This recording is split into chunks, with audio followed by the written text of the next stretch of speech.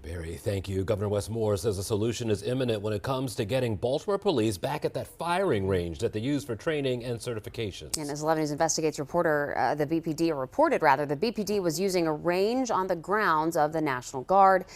And in March of last year, the Guard told them they could no longer use the facility.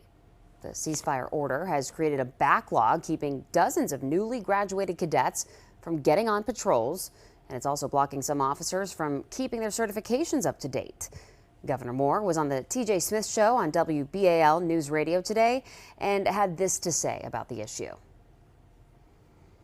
We expect that to be that the resolution of that is imminent, and we also know that, because you're absolutely right, TJ. The way that it was structured and done before was something that was not working for either the National Guard or the Baltimore Police Department. And so, for both myself and the mayor, we got together and to make sure that all of our teams are working in coordination.